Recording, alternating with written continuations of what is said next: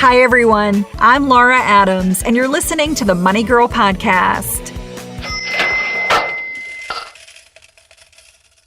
A show listener named Jenna asks, I recently got engaged, and a friend mentioned something about a marriage tax penalty.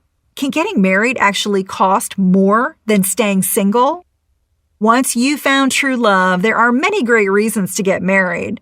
But if you're like Jenna, you may also wonder whether tying the knot could actually hurt your finances instead of help them.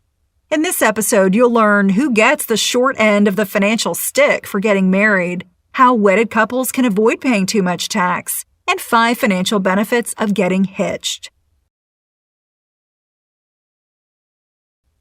The marriage tax penalty can occur when a couple filing a joint return pays more income tax than they would have if they remained single and filed as individual taxpayers. The United States uses a marginal or progressive tax system where earning more income means you pay higher rates of tax. So combining spouses' income can result in getting taxed at a higher rate than taxing each person as a single. For instance, let's say John and Sue both earn $35,000 in 2013. As singles, each one would owe a little over $4,800 in income tax. Now, if they get married and file income of $70,000 on a joint return, they would owe exactly double, or just over $9,600. That seems fair, right? Well, let's say they're high earners, making much more. They're each making $150,000 each. As singles, each one would owe about $35,000 in taxes for 2013. So getting married seems like it would double their taxes for a grand total of $70,000. Well, guess what?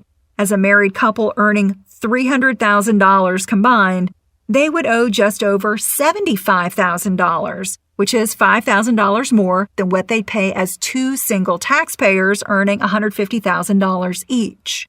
Since tax rates at higher income brackets for couples are not double that for singles, combining income can result in higher taxes for couples. For reference, I'll include the income tax tables so you can see for yourself what I'm talking about on the Money Girl page at quickanddirtytips.com. But even for lower tax brackets, when spouses have substantially different incomes, there can still be a marriage penalty of sorts. For instance, a stay-at-home spouse or one who only works part-time for a low wage would pay no or very little tax if he or she filed as a single taxpayer. But as one half of a married couple, his or her share of the household tax can be much higher. And the reverse is true for the spouse who earns substantially more than the other. He or she actually gets a marriage tax bonus instead of a penalty. A marriage bonus occurs when you pay less tax as a married couple than you would as 2 singles with the same income. This typically happens when a lower income spouse pulls down the higher earning spouse into a lower tax bracket, which reduces overall taxes as a couple. Other marriage bonuses can occur when you qualify for tax deductions or credits as a couple that you wouldn't get as 2 singles.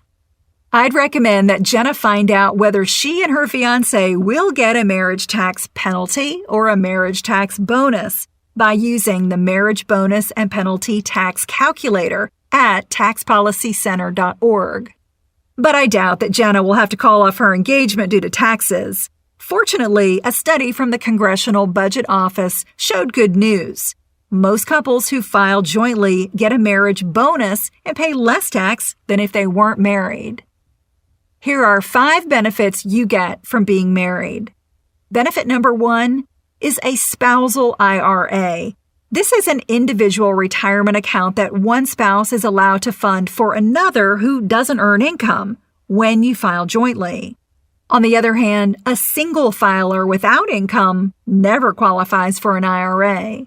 Having an IRA allows a married person who has no income to save up to $5,500 or $6,500 if you're 50 or older for 2013 or 2014. Benefit number 2, the estate tax exclusion. This allows a surviving spouse to transfer an unlimited amount of assets into his or her name without any federal tax penalty when their spouse dies. Generally, heirs must pay tax when they inherit assets valued over a certain amount, but this doesn't apply to a surviving widow or widower who was married. Benefit number 3, the home sale exclusion. This allows you to avoid paying tax on up to $250,000 of profit on the sale of your primary residence. But it gets even better when you're married. A couple gets a tax break that's twice as nice, or $500,000. Even a surviving spouse can claim the entire $500,000 exclusion on gains from the sale of his or her main home. Benefit number 4, tax deductions. Any that are based on income, such as for charitable contributions, may make it easier for dual income couples to qualify and claim them. Additionally, some tax credits are only available to a married couple when they file a joint tax return. And the 5th benefit is workplace benefits, like health insurance, medical savings accounts, and life insurance. They may be richer or cost less for a couple than individually. If both spouses have benefit packages at work, the right mixture from 2 plans can be more valuable than only having one plan to choose from. But there are drawbacks to filing taxes as a couple. The biggest one is that signing your name on a joint tax return makes you completely responsible for it. Even if you didn't personally crunch the numbers or know anything about mistakes your spouse may have made completing a return, you're generally on the hook. Each partner accepts equal responsibility for any additional tax or penalties that may arise from problems with a joint return. If you're already married, you can't go back in time and file taxes as 2 singles, only as married filing jointly or married filing separately. You or your accountant should calculate your taxes each way each year and choose the filing status that saves you the most. Always consult with a qualified tax professional when you have a complex situation or have questions. And if you're newly married, make sure to complete a new Form W-4, which is the Employees Withholding Allowance Certificate for your employer. You can use the IRS Withholding Calculator at irs.gov to help you figure the right amount of withholding and make sure that you don't have too much or too little taxes withheld throughout the year.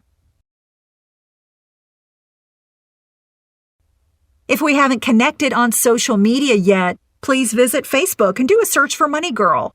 On Twitter, you'll find me under username @LauraAdams, and I'm also on Google+. Everything I've mentioned is on the Money Girl page at quickanddirtytips.com.